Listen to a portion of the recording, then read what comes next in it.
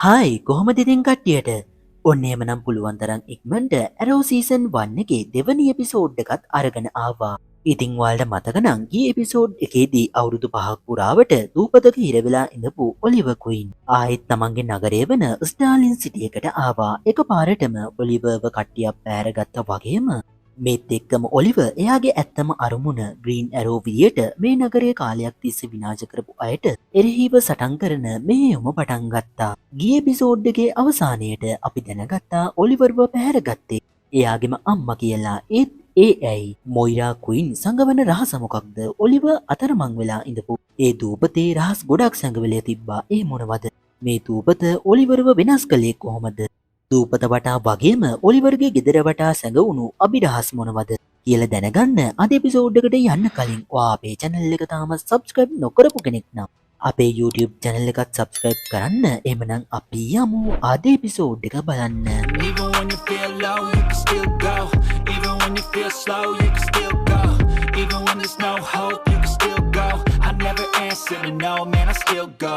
Go, go, go, go, go, go, go, go, go, go, go, go, go, go, go, go. මගේ නම Oliver queen. මම අතුරුදහන් වුණු දවස මම මැරුණු දවසමයි ඒ දූපත මාව අවියක් බවට පත් කළා.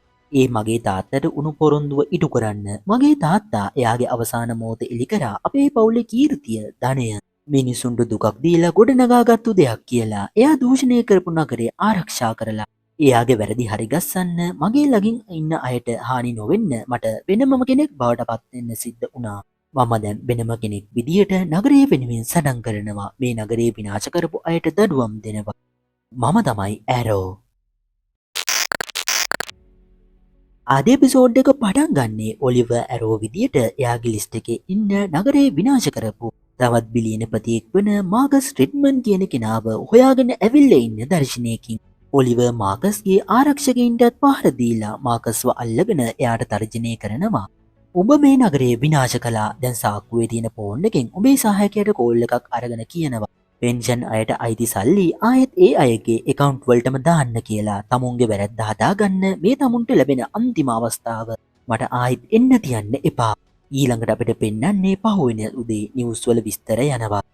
ඔලිවර්ගේ බය කිරීමෙන් පස්සේ මාකස් රිඩ්මන් අවුරුදු 15ක් පුරාවට පෙන්ෂන් යන අයට ලැබෙන්න තිබ්බ මිලියන 30ක විතර අතිවිශාල මුදලක් නැවතත් ඒ අයටම දෙන්න පොරොන්දු වෙලා. ඒ විතරක් නෙමේ එයා මේ කරපු හැම අපරාධයක්ම පාපොච්චාරණය කරලා තියෙනවා. නිවුස් රිපෝටර්ස්ලා කියන විදියට මාකස් රිඩ්මන් එයාගේ අපරාධ පාපොච්චාරණය කරලා තියෙන්නේ කවුරු හරි කෙනෙක් එයාට බලපෑම් කරලා තියෙන නිසා. ඔව් ඉතින් තාමත් මීඩියා එක ඇරෝ ගැන දන්නේ නැහැ. උදේම ඔලිවර් ඇතුළු පවුලේ හැමෝම උසාවියට යන්නයි හදන්නේ.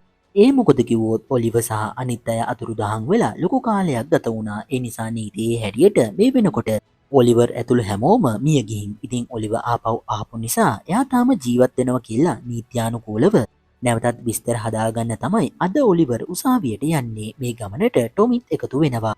ඔලිවර් උසාවිය ළඟට ඇවිත් කාර්ගෙන් බැස්ස විතරයි මීඩියා එක ඔලිවර්ව වට කරගෙන එයාගෙන් එක එක ප්‍රශ්න අහන්න පටන් ගන්නවා. ඒත් ඔලිවර් මේ එක ප්‍රශ්නයකටවත් උත්තර දෙන්නේ යන්නේ නැහැ. උසාවි කටයුතු පටන් ගත්තාම ඔලිවර් කියනවා අපි ගිය බෝට්ටුව ගිලුණා. මම ඇරෙන්න මගේ තාත්තා ඇතුළු හැමෝම මැරුණා. මම දවස් ගාණක් පාරුවේ ගත කළා. අවසානයේ මට ඒ දූපත මුණ ගැහුණා. තාත්තා වෙනුවෙන් මම දිගටම ජීවත් වෙලා හිටියා. ඉතින් උසාවිය ඔලිවර් මැරුණා කියලා දීලා තිබ්බ උසාවි නියෝගය නිෂ්ප්‍රභා කරනවා. කට්ටිය එතනින් එළියට ආවාම මොයිරා ඔලිවර්ට කියනවා එහෙමනම් දැන් අපි කම්පැනි එකට යන් කියලා. ඒත් ඔලිවර් මට කියනවා මම තාම ආව විතරයිනේ ඒ නිසා මම හෙට එන්නම් කියලා. මොයිරා හා කමක් නැහැ කියලා වොල්ටර් එක්ක මෙතනින් යනවා. ඔලිවර් ටොමි එක්ක උසාවියෙන් එළියට එන්න හදනකොටම ලෝරල්ව මූණටම මුණ ගැහෙනවා. ලෝරල් නීතිඥවරියක් නිසා එයා ඇවිල්ලා තියෙන්නේ එයාගේ ජොබ් එක කරන්න. ලෝරල් මේ වෙනකොට මාටින් සමස් කියලා තවත් දූෂිත මිලියනපති ව්‍යාපාරිකයෙක්ට එරෙහිව නීති ක්‍රියාමාර්ග ගන්න උත්සාහ කරන ගමන් ඉන්නේ. ඔලිවර් කලින් දවසේ ලෝරල්ගේ මූණටම කිව්වා අපි දෙන්න ඈත් වෙලා හිටියොත් හොඳයි කියලා. ඒ නිසා මේ දෙන්න මෙතනදි වැඩිය කතා කරන්න යන්නේ නැහැ. ඒත් ඔලිවර්ට තේරෙනවා එයා කලින් දවසේ කිව්ව දේවල් වලින් ලෝරල්ට සෑහෙන හිත රිදිලා කියලා. ඔලිවර් උසාවියෙන් එළියට එනවා. මීඩියා එක මේ වෙනකොටත් ලෝරල්ගේ නඩුවේ ප්‍රධාන සැකකාරයා මාටින් සමස්ගෙන් ප්‍රශ්න කරන ගමන් ඉන්නේ. මීඩියා එක ඔලිවර් දැක්ක ගමන් එයාගේ පැත්තට එනවා. ඩිගල්ස් බොහොම අමාරුවෙන් මීඩියා එකේ අයව තල්ලු කරලා ඔලිවර්ව කාර් එකට දානවා. ඒත් එක්කම ඔලිවර් ඩිගල්ස් කාර් එකට නගින්නත් කලින්ම කාර් එකත් අරන් මෙතනින් පැන ගන්නවා. ඔව් ඉතින් ඔලිවර්ට ඇරෝ විදියට එයාගේ වැඩ කරන්න බෑ ඩිගල්ස් නිසා. ඒ නිසා එයා පුළුවන් තරම් මේ විදියට ඩිගල්ස්ව මගහරින්න උත්සාහ කරනවා. අපි පොඩ්ඩක් ආයෙත් උසාවිය ඇතුළට එමු. මොකක්ද මේ ලෝරල් හැන්ඩල් කරන සමස්ගේ නඩුව කියලා බලන්න. මාටින් සමස් චීන ජාතිකයෝ එක්ක එකතු වෙලා වරායේ හරහා මද්‍රව්‍ය ගේන ජාවාරමකට සම්බන්ධ කෙනෙක්. වරායේ බඩුබාන සාමාන්‍ය අහිංසක මිනිසෙක් වන වික්ටර් මාටින් සමස්ගේ මේ වැඩ ගැන දැනගෙන තියෙනවා. එයා මාටින් සමස්ට තර්ජනය කළා තියෙනවා මේ ජාවාරම ගැන පොලිසියට එලි කරනවා කියලා. මේ නිසා මාටින් සමස් වික්ටර් කියන මේ අහිංසක මිනිස්සයව ඝාතනය කළා තියෙනවා. ලෝරල් උසාවියට කියනවා මේ අපරාධකාරයා මිනී මැරුවා. ඒ වගේම එයා ගොඩක් අපරාධත් කරලා තියෙනවා. අනිවාර්යයෙන්ම එයාට දඩුවම් ලැබෙන්න ඕනේ කියලා. මාටින් සමස් වික්ටර් කියන මිනිස්සයව මරලා දැම්ම කියලා සමස්ට විරුද්ධව නඩු පවරලා තියෙන්නේ මරුණු වික්ටර්ගේ දුව. එයා වෙනුවෙන් නීතිඥවරියක් විදියට පෙනී ඉන්නේ ලෝරල්. අනෙක් අතට අපි ආයෙත් ඔලිවර්ගේ පැත්තට ආවොත් ඔලිවර්ටත් ලෝරල්ගේ අලුත් කේස් එක ගැන දැනගන්න ලැබිලා. ඉතින් ඔලිවර් මාටින් සමස් ගැන හොයලා තියෙනවා. ඔලිවර් එයාටම කියාගන්නවා මාටින් සමස් නගරේ විනාශ කරපු අයගෙන් තවත් කෙනෙක්. මෙයා මගේ තාත්තගේ ලිස්ට් එකෙත් ඉන්නවා. පොලිසියටවත් අධිකරණයටවත් මෙයාව නවත්තන්න බෑ. එක්ක ඌමනාවක් නැහැ.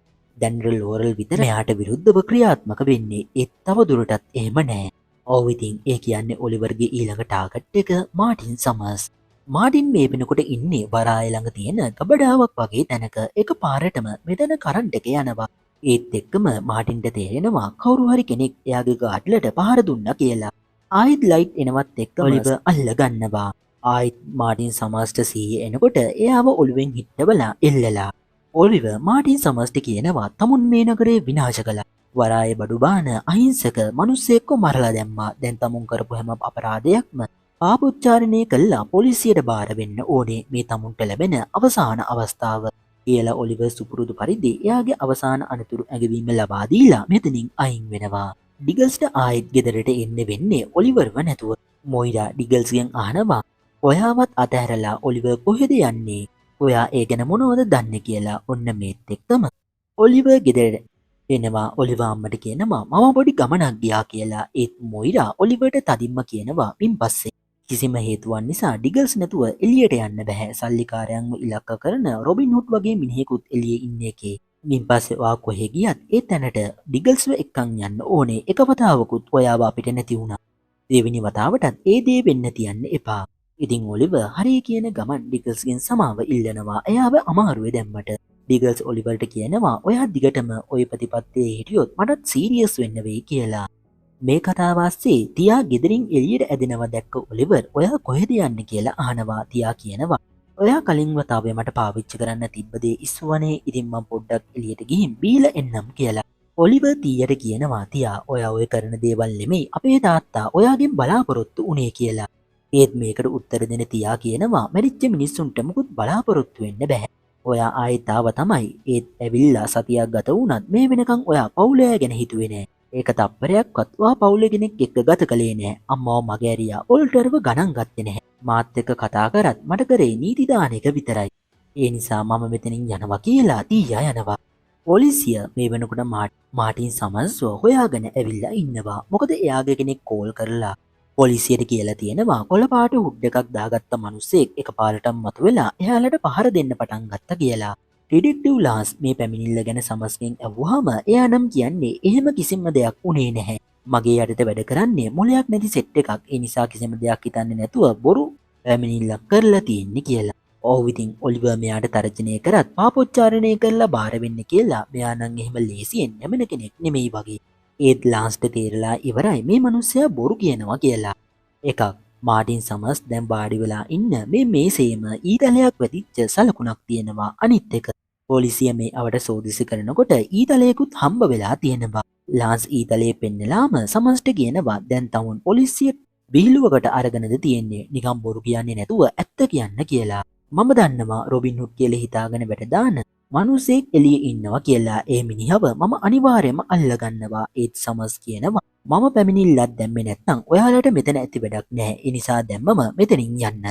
එක පැත්තකින් දුව මගේ පස්සෙන් පන්නනවා. දැන් මේ පාර තාත්තත් එන්න පටන් ගත්තද කියලා අහලා පොලිසිය අයව යවනවා. ආවනද ඔලිවර් අම්මයි වෝල්ටරුයි දෙන්නත් එක්ක මෙයාලගේ කම්පැනි එක බලන්න එනවා. වෝල්ටර් කම්පැනි එක ගැන විස්තර ඔලිවර්ට පැහැදිලි කරලා දෙනවා. අන්තිමට මොයිරා පොයින්ට් එකට එනවා. මේ දෙන්න ඔලිවර්ට කියනවා අපි මේ කම්පැනි එකට සම්බන්ධ අලුත්ම කොටසක් ඉදි කරන්නයි හදන්නේ.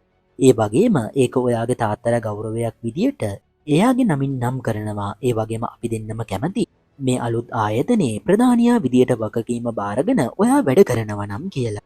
ඒත් ඔලිවර් නම් මේ අදහසට පොඩ්ඩක්වත් කැමති නැහැ. ඔලිවර් කියනවා වෝල්ටර් දැන්ටමත් මේ කම්පැනි එක හොඳට දියුණු කරලා තියෙන එක. එහාම ඉස්සරහට ඒ ටික කරගෙන යයි කියලා. ඔලිවර් ඩිගල්ස් එක්ක ආයිත් කම්පැනි එකෙන් එළියට එනවා. දෙයියන්ගේ පිටෙන් ඔලිවර්ට මාධ්‍ය ආකර්ෂණයෙන් නම් අඩුවක් නැහැ. කාර් එකට ආවම ඩිගල්ස් ඔලිවර්ට කියනවා මම මගේ ජීවිතේ මුල් කාලේ ජීවත් වුණේ මේ නගරේ. ඊට පස්සේ අවුරුදු 5ක් ඇෆ්ගනිස්තානයේ යුද්ධයට සහභාගී වුණා මිස්ටර් ඔලිවර්. ඔයා දන්නවද ඒ දෙක අතර තියෙන වෙනස? අපි එළියේ ඉන්නකොට වගේ නෙමෙයි ගෙදර ඉන්නකොට ගෙදර අය අපෙන් බලාපොරොත්තු වෙනවා අපිට කරන්න බැරි දේවල්. එයාලට උමනා වෙනවා අපිට වෙන්න බැරි කෙනෙක් විදියට අභියව සකස් කරන්න. මේත් එක්කම ඔලිවර්ට ආයෙත් අතීතය මතක් වෙනවා. අවසානයේදී පාරුවේ ඉතුරු උනේ ඔලිවර් විතරයි. ඉතින් එයාට ගොඩබිමක් හම්බ වෙනවා. ඔලිවර් මේ දූපතට ඇවිල්ලා ටික වෙලාවක් යනකොට එයාට තේරෙනවා තාමත් පාරුවේ තියෙන එයාගේ තාත්තගේ මිනිහ කුණු වෙන්න පටන් අරගෙන කියලා. ඉතින් ඔලිවර් ගොඩක් කනගාටුවෙන් උනත් මිනිහත් උස්සගෙන දූපත ඇතුළට යන්න පටන් ගන්නවා. මාටින් සමස්ට කොළපාට හුඩ් එකක් දාගත්ත මිනිස්සයා පහර දුන්නා. ඒකත් එක්ක ඩිටෙක්ටිව් ලාස්ට තේරෙනවා ඉස්සරහට මාටින් සමස්ගේ නඩුවට සම්බන්ධ ලෝරල්ටයි නඩුව ගුණ කරපු මැරුණු වික්ටර් කියන මිනිස්සයාගේ දුවටයි අනතුරක් තියෙනවා කියලා. ඒ නිසා ඩිටෙක්ටිව් ලාස් ලෝරල්ටයි නඩුවට සම්බන්ධ අනිත් දෙන්නටයි පොලිස් ආරක්ෂාව දෙනවා. ඒ වුණාට ඉතින් ලෝරල් නම් මේ වැඩේට පොඩ්ඩක්වත් කැමති නැහැ. ඒත් ඉතින් ඩිටෙක්ටිව් ලාස් එමන් නැතන් තාත්තගේ බල කිරීමට ලෝරල් පොලිස් ආරක්ෂාව ගන්නවා. අනෙක් අතට ඊළඟට අපිට පෙන්වන්නේ මාටින් සමස්ව.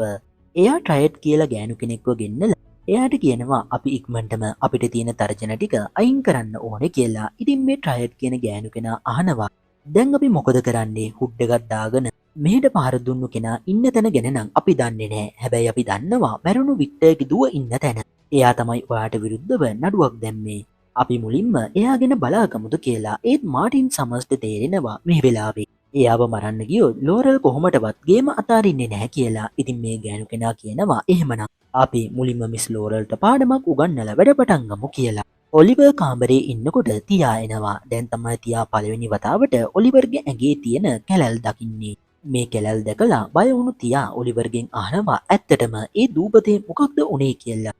ඒත් ඔලිවර් මේ පාරත් තියාට උත්තර දෙන්න යන්නේ නැහැ. ඔලිවර් තියාට කියනවා මම ඒ දූපතේ සිද්ධ වුණු හැමදේම දවසක ඔයාට කියන්නම්. ඒත් මට ඒකට සූදානම් වෙන්න ටික කාලයක් දෙන්න කියලා තියා දෙයක් පෙන්වන්න තියෙනවා කියලා ඔලිවර්ව වත්ත පහල එක තැනකට එක්කගෙන එනවා. එතන ඔලිවර් සහ රොබර්ට් වෙනුවෙන් හදපු ස්මාරක දෙකක් තියෙනවා. ඔව් ඉතින් කට්ටිය දැනන් හිටියේ නෑනේ මැරුණේ රොබර්ට් විතරයි කියලා. ඒ නිසා මෙතන ඔලිවර් වෙනුවෙන් ස්මාරකයක් තියෙනවා. තියා එතන තියෙන ඔලිවර්ගේ ස්මාරකේ පෙන්නලා කියනවා ඔයාලා අතුරුදහන් වෙලා ටික කාලයක් ගත වෙනකොට අම්මා කතා කරන එක නැවැත්තුවා. මම මේ ගේ ඇතුලේ තනි වෙනකොට මෙතෙන්ට ඇවිල්ලා ඔයාගෙන් ඉල්ලුවා අනේ මම වෙනුවෙන් ආයෙත් එන්න කියලා. දැන් ඔයා ආයෙත් මංගාවට ඇවිල්ලා හිටියත් ඔයා මේ නැති කාලේදී මීට වඩා අපි දෙන්න ලං වෙලා හිටියා කියලා මට හිතෙනවා ඔලිවර්. ඔයාට ආදරය කරන අයට ඔයාගේ ළඟට එන්න ඉඩ දෙන්න කියලා තියා මෙතනින් යනවා. ඉතින් ඔලිවර් ටික වෙලාවක් කල්පනා කළා තඩේ අයිස්ක්‍රීම් බකට් එකකුත් උස්සගෙන ලෝරල්ගේ ගෙදරට එනවා. තියා කිව්ව දේවල් වලට පස්සේ ඔලිවර් තීරණය කළා ලෝරල් එක්ක ටිකක් කතා කරන්න ඕනේ කියලා. ලෝරල් අහනවා කලින් දවසේ මට ඈත් වෙලා ඉන්න කියලා. ඇයි දැන් මෙහෙට ආව කියලා. ඉතින් ඔලිවර් කියනවා මම එහෙම කළේ ඔයාගේ හිත රිද්දන්න නෙමෙයි. මම හිතුවා මගින් ඈත් වෙලා ඉන්නකොට ඔයාගේ ආරක්ෂාව හොඳයි කියලා. ඒත් ඊයේ මට තේරුණා මම ඒ කිව්ව දේවල් වලින් ඔයාගේ හිත රිදිලා කියලා. ඉතින් මේ දෙන්නාගේ ඇතුළට ගිහින් කතා කරනවා ඔලිවර්. මොයිරා එයාව කම්පැනි එකට සම්බන්ධ කරගෙන වැඩ කරන්න බල කරනවා කියන එක කියනවා. ඉතින් ලෝරල් ඔලිවර්ට කියනවා ඔයා දැන් පොඩි ළමයෙක් නෙමෙයි. ඒ නිසා ඔයාට කැමති දෙයක් කරන්න පුළුවන් කාටවත් බෑ. ඔයාට කියලා දැන් බලෙන් වැඩ කරව ගන්න. ඒ නිසා ඔයා අම්මට ඔයාට වෙන්න ඕන කෙනා බවට පත් වෙලා පෙන්වන්න කියලා කියනවා. මේම කතා කර කර ඉන්නකොට ඔලිවට තේරෙනවා එළියෙන් වෙඩි තැබීම් දෙකක් සිද්ධ වුණා කියලා. ඉක්මනට ක්‍රියාත්මක කරන ඔලිවර් ලෝරල්ව ඇදගෙන දුවන්න පටන් ගන්නවා. මේත් එක්ක ගෙදරට කඩා පාත් වුණු මාටින් සමස්ගේ කට්ටිය මෙයාලට වෙඩි තියන්න පටන් ගන්නවා. ඔලිවර්ට ලෝරල්ව ආරක්ෂා කරන්න බැරි නිසා සටන් කරන්න බෑ. මේ වෙනකොට මේ දෙන්න එයාලව ඝාතනය කරන්න ආපු අයට කොටු වෙලා මේත් එක්කම ඩිගල්ස් ඇවිල්ලා ඒක වතාවෙන්ම දෙන්නෙක්ට වෙඩි තියලා මරලා දානවා. අනිත් කෙනත් එක්ක සටන් කරන්න පටන් ගන්නවා. ඒ අතරේ ඔලිවර් ඉක්මනටම ලෝරල්ව පිටිපස්සට එක්කගෙන යනවා. ඩිගල් සටන් කර කර ඉන්නකොට ගෑනු කෙනා ඩිගල්ස්ව බිම දාලා එයාට පිහියකින් අයින්න හදනවා. මේත් එක්කම ඔලිවර් මේසෙ උඩ තිබ්බ කිචන් නයිෆ් එකක් අරගෙන ඒකින් ගෑනු කෙනාගේ අතේ තියෙන පිහිය විසික් වෙන්න පහර දෙනවා. ඉතින් ඉක්මනටම ගෑනු කෙනා වැඩ වැරුණා කියලා මෙතනින් පැන ගන්නවා. ටික වෙලාවකට පස්සේ පොලිසිය මෙතනට එනවා. මාටින් සමස් එව්ව ඝාතකයෝ ලෝරල්ගේ ආරක්ෂාවට ඩිටෙක්ටිව් ලාස් නවත්තපු පොලිස් නිලධාරීන් දෙන්නම ඝාතනය කරලා. කොහොම වුණත් ඩිටෙක්ටිව් ලාස් ඩිගල්ස්ට ස්තුති කරනවා. ඒ වගේම ඔලිවර්ට කෑ ගහනවා තමුන් මගේ දුවල එක්ක ඉඳිද්දී ඒ අයට මාරක අපලයක් පළ දෙනවා. ඒ නිසා තමුන් මගෙන් දුවලකින් ඈත් වෙලා ඉන්න. ඉතින් ඔලිවර්ටත් වෙන කරන්න දෙයක් නැහැ. ඒ කතාවේ ඇත්තකුත් තියෙනවා. ඉතින් ඔලිවර් හා කියලා මෙතනින් එනවා. සටනෙන් ඩිගල්ස්ගේ අතට තුවාල වුණා. ඒකට බෙහෙත් දාගන්නවා. ඔලිවර් ඩිගල්ස්ට ස්තුති කරාම ඩිගල්ස් කියනවා ඔයා නෙමෙයි ස්තුති කරන්න ඕනේ මම. අර පිහිය ඒක නිකම්ම කිචන් නයිෆ් එකක්. ගොඩක් සැහැල්ලුයි. අඩි 10ක් දුරට. හරම ඉලක්කෙට ඔයා ඒක විසික්කා. ඒක කොහොමද උනේ කියලා අහනවා. ඔලිවර් කියනවා වාසනාව වෙන්න ඇති කියලා. ඒත් ඉතින් මේ වෙනකොට ඩිගල්ස්ට ඔලිවර් සටන් කරන්න දන්න කෙනෙක් කියන එක තේරුම් ගිහින් ඉවරයි. ඔලිවර් ආයෙත් එයාගේ කාමරයට ඇවිල්ලා Tamanටම කියා ගන්නවා මම මාටින් සමස්ට අවස්ථාවක් දුන්නා. පොලිසියට බාර වෙලා පාපොච්චාරණය කරන්න. ඒත් එයා ඒ අවස්ථාවට පයින් ගහලා මගේ ළඟම කෙනෙක්ව මරන්නත් උත්සාහ කළා. දැන් යුක්තිය ඉටු කරන්න වෙලාව හරි. ඔලිවර් මාටින් සමස් මේ වෙනකොට ඉන්න වරායතෙන්ට පහර දෙන්න පටන් ගන්නවා. මාටින්ව අතටම අල්ලගෙන ඔලිවර් එයාට කියනවා මම තමුන්ව ඒක ඊතල පාරකින් මරලා දාන්න කලින් දැන් මම තමුන් කරපු හැම වැරද්දක්ම පාපොච්චාරණය කරන්න කියලා. මරණ බයටම මාටින් සමස්ට ඇත්ත කියවෙන්න පටන් ගන්නවා. එයා කියනවා මම නෙමෙයි වික්ටර් කියන මේ මිනිස්යාව මැරුවේ. මං අන කරපු නිසා ට්‍රයඩ් කියන ගෑනු කෙනා තමයි වික්ටර්ව මරලා දැම්මේ කියලා. මේත් එක්කම ට්‍රයඩ් එහෙම නැත්නම් සුදු කොණ්ඩයක් තිබ්බ අර ගෑනු කෙනා ඔලිවර්ට පහර දෙන්න පටන් ගන්නවා. ඒත් ඉතින් වැඩි වෙලාවක් මේ දෙන්නට සටන් කරන්න හම්බ වෙන්නේ නැහැ. වරාය මෙච්චර කලබලයක් වෙනකොට පොලිසිය දන්නේ නැතුව ඉන්නේ නැහනේ. ඉතින් පොලිසියට වරාය කලබලයක් කියලා ඔත්තුවක් ලැබිලා. ඒ නිසා පොලිසිය මේ වෙනකොටත් වරායට ඇවිල්ලා සයිරන් සද්ද ඇහෙනකොටම ට්‍රයඩ් ඔලිවර් එක්ක සටන් කරන එක නවත්තලා මෙතනින් පැන ගන්නවා. ඔලිවර් උනත් කරන්නේ හරි දේ වුණාට නීතියට පටහැනිනේ. ඒ නිසා එයාටත් මෙතන ඉන්න බෑ. එයාත් ඉක්මනටම පොලිසිය එන්න කලින් මෙතනින් පැන ගන්න උත්සාහ කරනවා. ඒත් අවාසනාවට ඔලිවර්ගේ ඉස්සරහටම ඩිටෙක්ටිව් ලාන්ස් එනවා. ඩිටෙක්ටිව් ලාන්ස් ඔලිවර්ට තුවක්කුව දික් කරලා කියනවා වහාම යටත් වෙන්න නැත්නම් මම තමුන්ට වෙඩි තියනවා කියලා. ඒත් ඔලිවර් තප්පර ගානක් නිශ්ශබ්දව ඉඳලා එකපාරටම ක්‍රියාත්මක වෙලා ඩිටෙක්ටිව් ලාන්ස්ගේ අතේ තියෙන තුවක්කුව එයාගේ අතින් ගැලවිලා ළඟ තියෙන කන්ටේනර් බොක්ස් එකට වැදෙන විදියට ඊතලයක් විදිනවා. ඔලිවර් කියන්නේ ඇත්තටම ලෝකේ ඉන්න හොඳම දුනුවායා. අතේ තියෙන තුවක්කුව විසි වෙලා යනවත් එක්කම ලාන්ස්ගේ අවධානය තප්පරයකින් වෙනස් වෙනවා. ඒ තප්පරයට ඔලිවර් පැනගෙන ඉවරයි.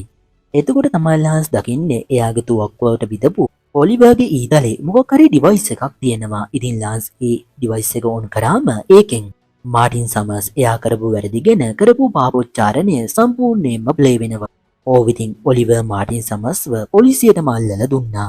මගේ අරමුණ ඉටු කරන්න නම් මට අම්මා මගෙන් බලාපොරොත්තු වෙන දේ කරන්න බෑ. පවුවෙනිද වෝල්ටර් මෝරියා එයාලගේ කම්පැනි එකේ රෝබර්ට්ට ගෞරවයක් විදියට හදන අලුත් කොටස හදන්න පටන් ගන්න මුල් කළ තියන්නයි යන්නේ. ඉතින් මේ අලුත් කොටස වැඩ බාර ගන්න තමයි ඔලිවර්ට කිව්වේ. ඒත් ඔලිවර් ඊළ වගේ පොඩ්ඩක් රඟපාලා මෙතෙන්ට ඇවිල්ලා මයික් එක අරගෙන මීඩියා එකේ හැමෝටම එන්න කෑ ගහනවා. මම රොබර්ට් ක්වීන්ගේ පුතා. හැබැයි ඉතින් ඒක තේරුම මම මගේ තාත්තා කියන එක නෙමෙයි. මම අඩුම තරමේ එයාගෙන් භාගයක්වත් නෙමෙයි. ඒ නිසා මගෙන් මේ දේවල් බලාපොරොත්තු වෙන්න එපා කියලා එයා මෙතනින් යනවා. කොහොම හරි ඉතින් මාටින් සමස්ටත් එයාගේ වැරදි වලට දඩුවම් ලැබෙනවා. ඔලිවර් එයාගේ ඩයරියේ තියෙන නම් ලිස්ට් එකෙන් මාටින් සමස්ගේ නම අයින් කරනවා. මේත් එක්කම එයාට ආයෙත් අතීතයේ මතක් වෙනවා. ඔලිවර් එයාගේ තාත්තගේ මృత ශරීරයත් අරගෙන දූපතේ මැදට වෙන්න තියෙන ගල්තලාවකට ඇවිල්ලා ඒ ශරීරය එතන මිහිදම් කරන්න ලෑස්ති වෙනවා. මෙන්න මේ වෙලාවේ තමයි එයාට තාත්තගේ කලිසම් සාක්කුවේ තිබිලා නගරේ විනාශ කරපු අයගේ නම් ලිස්ට් එකක් ලියාගෙන දැන් තියාගෙන ඉන්න ඒ පොත හම්බ වෙන්නේ. හැබැයි ඉතින් වැඩේ කියන්නේ ඔලිවර් එයාගේ තාත්තගේ සාක්කුවෙන් මේ පොත එළියට ගන්නකොට මේ පොත සම්පූර්ණයෙන්ම හිස්. ඒත් ඒකේ අවසාන පිටුවේ එකම එක වෙනස් විදිහේ සලකුණක් විතරක් තියෙනවා. ඇත්තටම මෙතන මොකක්ද වෙන්නේ? අනෙක් අතට ඔලිවර්ගේ අම්මා මොයිරා හොරනාසෙන්ම කාර් එකකින් ඇවිල්ලා තවත් කෙනෙක්ගේ කාර් එකකට මාරු වෙනවා. ඊළඟට එයා මේ කාර් එකේ ඉන්න කෙනාට කියනවා මගේ පුතා මුකුත්ම දන්නේ නැහැ. අපිට රිද්දන්න පුළුවන් මුකුත්ම රොබර්ට් එයාට එලි කරලා නැහැ. ඒ වගේම එයාට කිසිම අදහසක් නැහැ. එයාලා ගියපු අර පොඩි නැව කලින්ම කඩලා තිබ්බේ කියලා. ඔන්න ඒ වගේම අපිට පෙන්නනවා මේ ආපු කෙනා කවුරු වුණත් එයා ළඟත් ඔලිවර් ළඟ තියෙන ඩයරියේ අවසාන පිටුවේ තිබ්බ අර සලකුණම තියෙනවා. අනෙක් අතට ඔලිවර් කට්ටියක්ව ගෙන්නලා එයා මැරුණා කියලා හිතාගෙන ඉදි කරපු එයාගේ ස්මාරකය ඉවත් කරනවා. ආද එපිසෝඩ් එකේ අවසානයේට ඔලිවර් දූපතේ ඉද්දී එයාගේ තාත්තගේ මෘත ශරීරය මිහිදන් කරාට පස්සේ එකපාරටම කවුරු හරි කෙනෙක් ඔලිවර්ගේ එක උරසක් හිල්බලා යන්න පසාරු කරගෙන යන්න ඊතලයක් විදිනවා. ඉතින් මෙතනින් ආද එපිසෝඩ් එකත් ඉවර වෙනවා. ඉතින් මේ දූපත අභිරහස් ගොඩකින් සංගවිලා තියෙනවා. ඇත්තටම ඔලිවර් ඒ දූපතේ තනි වෙලා නෙමෙයිද හිටියේ? කවුද ඔලිවර්ට ඊතලයකින් විදපු ඒ කෙනා? එතකොට ඔලිවර්ගේ අම්මද ඔලිවර්ගේ තාත්තා සහ ඒ ඔලිවර්ව ඝාතනය කරන්න උත්සාහ කළේ ඇයි ආයෙම කළේ? වගේ ප්‍රශ්න ගොඩක් අපිට තාමත් ඉතිරි වෙලා තියෙනවා. එහෙමනම් ඉක්මනින්ම ඊළඟ එපිසෝඩ් එකෙන් හම්බ වෙමු. ඒතෙක් හැමෝටම සුබ දවසක්.